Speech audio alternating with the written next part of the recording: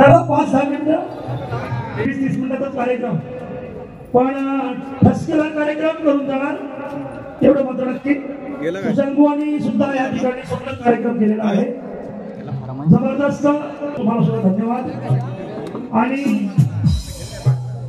चांगले बोलत आहे. तुम्हाला खूप खूप शुभेच्छा पुढच्या वारीसाठी सुद्धा. आणि या ठिकाणी मी माझी दुसऱ्या बारीचा कार्यक्रम सुरुवात करतोय. ऐका, बघा, नक्की आवडेल. असाच या ठिकाणी कार्यक्रम होणार आहे. झाले का तुमचं रामभाऊ? मुकडा मुकडा काय नको, बस फटाफट फटाफट. बाकासूर हा पाहिजे, त्याशिवाय आम्ही या ठिकाणी उभे आहोत.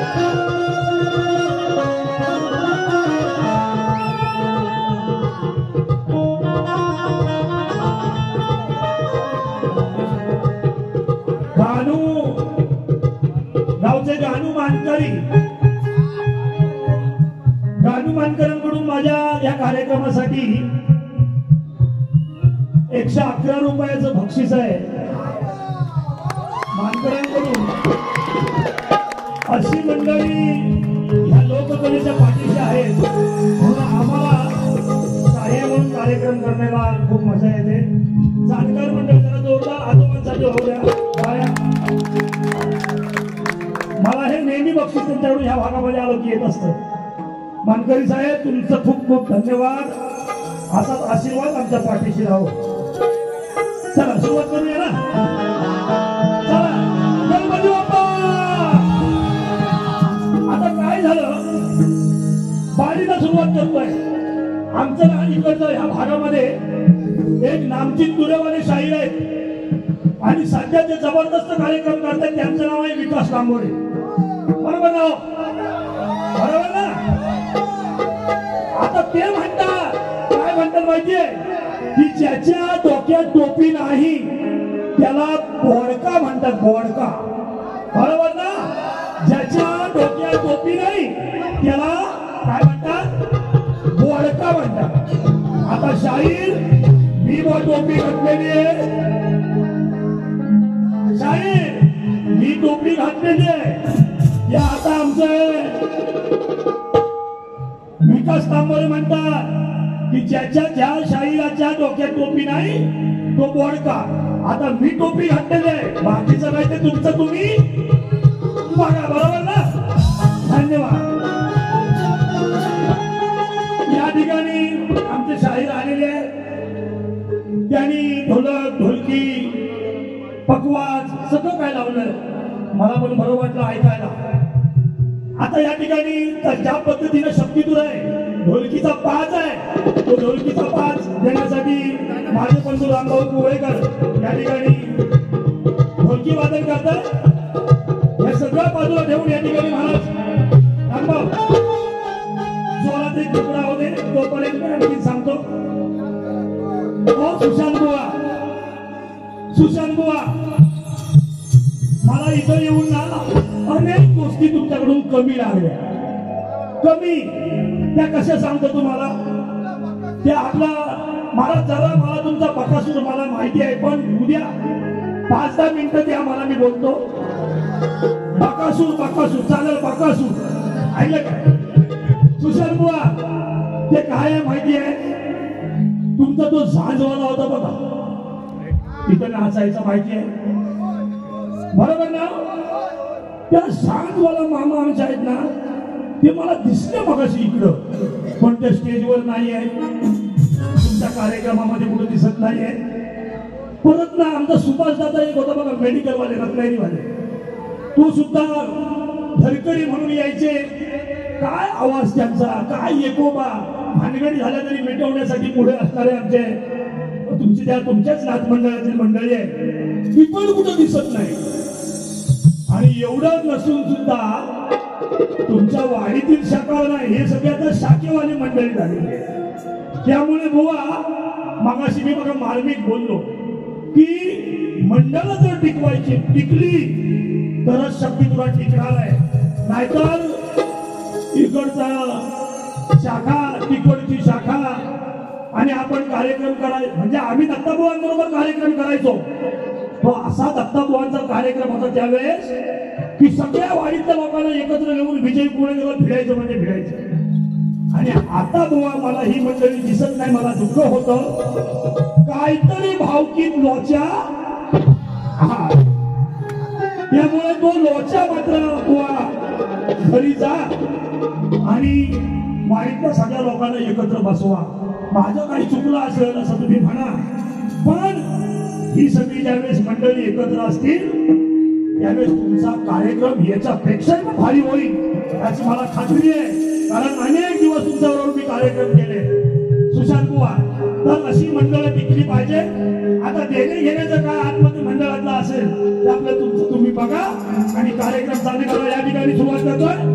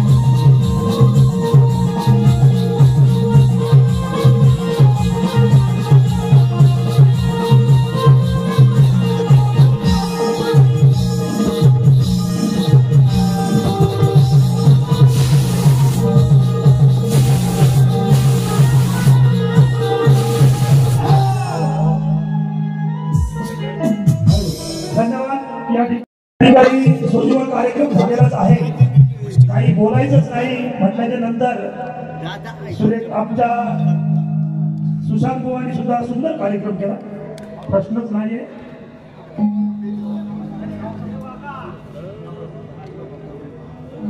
बकासूरचं गाण्यासाठी अभिगराटे आणि बंटी गांगरकर यांच्याकडून 101 रुपयाचं बक्षीस आलेलं आहे. बकासूरचं गाणं. हॅलो मंडळी, कार्यक्रम आमच्या सुशांतचा उद्या सावर्णेमध्ये आहे. माझा सुद्धा कार्यक्रम मी परवा आमच्या विघ्नेश दादा इथं आले असं मला कळलं. तब्येतीच्या कारणानं मी सुद्धा पुढचे कार्यक्रम करणार नाहीये आणि खरंच ह्या लोककला आम्ही जपत असताना 3-4 कार्यक्रम वर्षातून व्हावेत एवढीच इच्छा आहे. तरी सगळ्यांना मी माफी मागतो की पुढचे कार्यक्रम जर झालेच तर दसऱ्यामध्ये एखादा कार्यक्रम झाला तर कार्यक्रम मी जास्त पण करणार नाहीये, कारण आहे तब्येतीचं.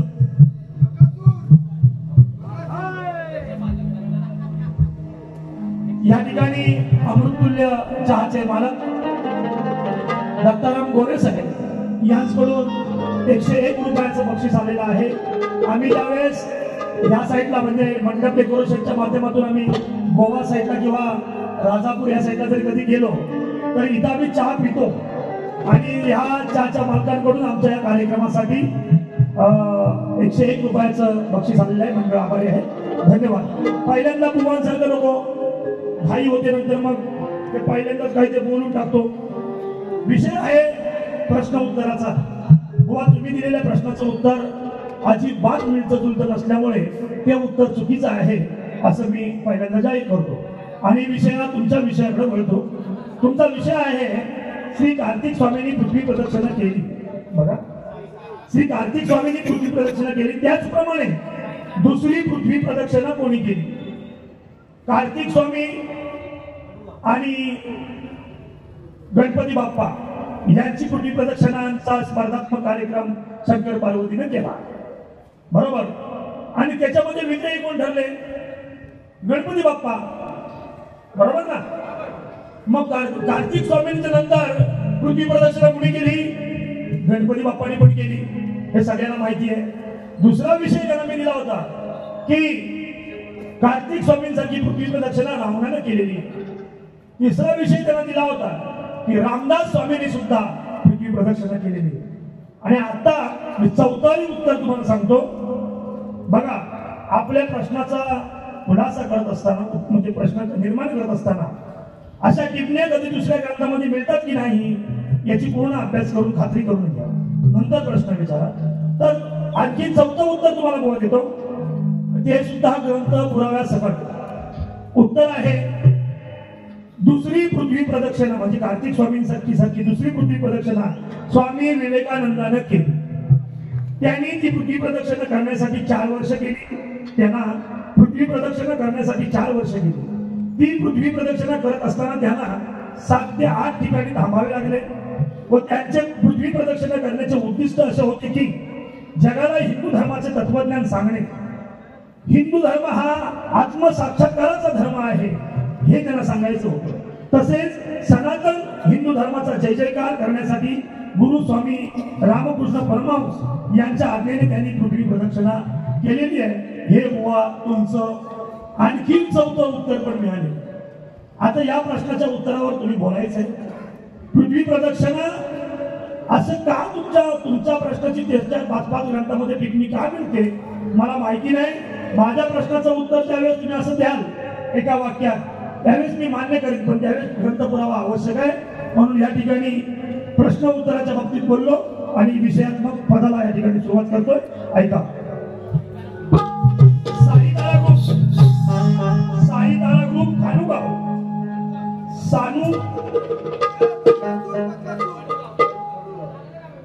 साईतारा ग्रुप कडुगाव यांच्याकडून 101 रुपयाचं बक्षीस आलेलं आहे. मंडळ आभारी आहे. धन्यवाद धन्यवाद धन्यवाद. सुशांत बुवा तुम्ही बोलून गेला.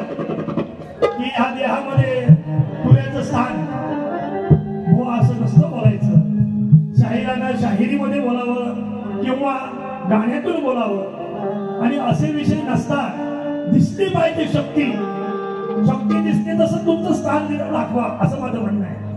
अशी तुम्ही काहीतरी कुणीतरी चिठ्ठीवर लिहून द्यावं आणि तुम्ही बोलावं हे योग्य नाही. गाण्यातून तुम्ही बोललं पाहिजे किंवा ते विषयच नाहीये त्यामुळे तो विषय चुकीचा तुमचा ठरतोय. अजून तुम्ही अभ्यास करा एवढंच म्हणेन. आणि आता या ठिकाणी पुन्हा विषयात्मक वळतो. विषय असा आहे की प्रभू राम म्हणजे रामायण महाभारतामधल्या गाणी गावे तर प्रभू रामानं सीतेला गर्भ अवस्थेमध्ये असताना त्यागलं. सीतेला गर्भ अवस्थेमध्ये असताना त्यागलं आणि सीतेला वनवासामध्ये सोडलं. आता त्यामध्ये प्रभू राम होते अग्निप्रवेशाची तयारी करून सीतामाई सुखरूप असताना त्यांनी असं का केलं हा विषय तुमच्यावर पुन्हा या ठिकाणी गातोय. या विषयाचं पुढचं गाणं तुम्ही गावं अशी इच्छा आहे आणि मी दुसऱ्या समाज प्रबोधावर गाणे घेणार आहे आणि मला कार्यक्रम थांबवणार आहे. ऐका.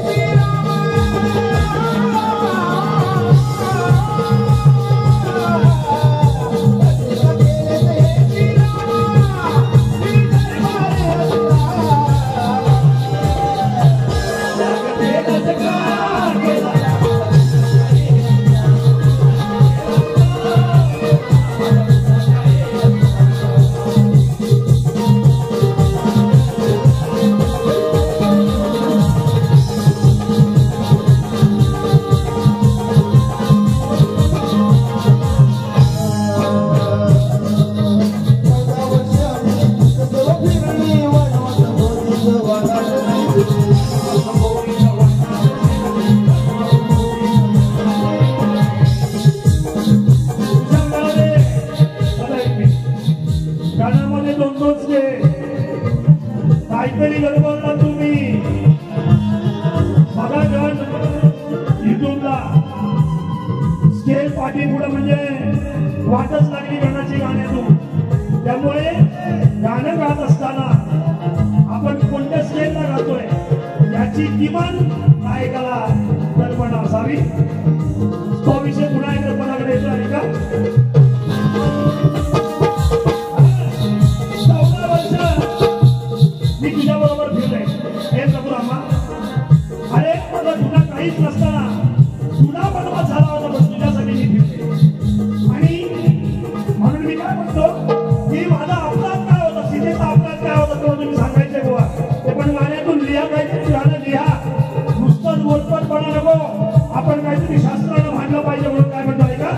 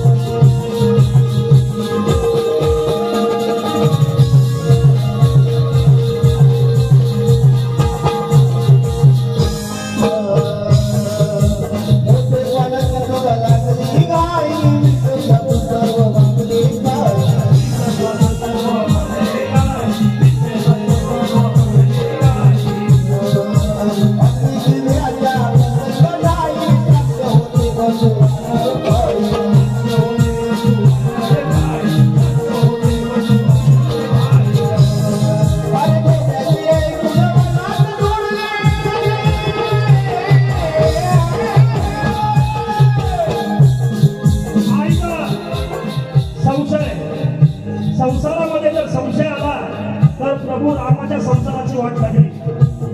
संसारामध्ये जर संशय आला तर प्रभू रामाच्या संसाराची वाट लागली. कारण एका धोक्याच्या सांगण्यावरून राजा असून सुद्धा त्या सीतेला गर्भावस्थेमध्ये त्यागणं राजा हे काय बरोबर नाही. त्यामुळे म्हणून काय म्हणतो ऐका,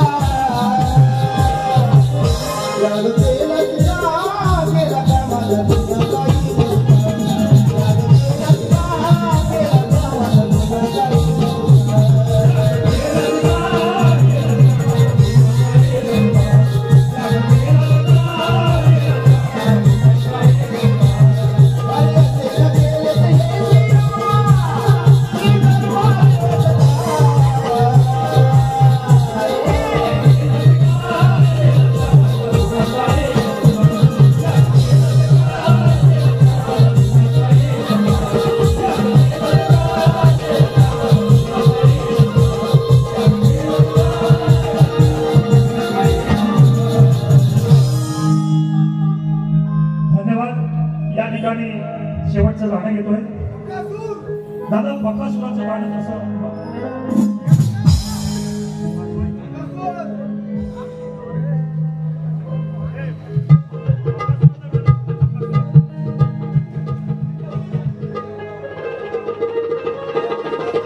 सॉरी, बकासुराचं गाणं मी घेत नाहीये. या ठिकाणी समाज प्रबोधन गीत घेतोय.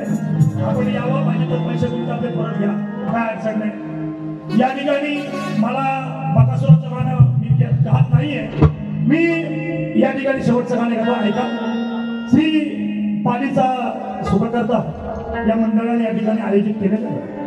कार्यक्रमाचा सुंदर या ठिकाणी नियोजन आयोजित झालेलं आहे.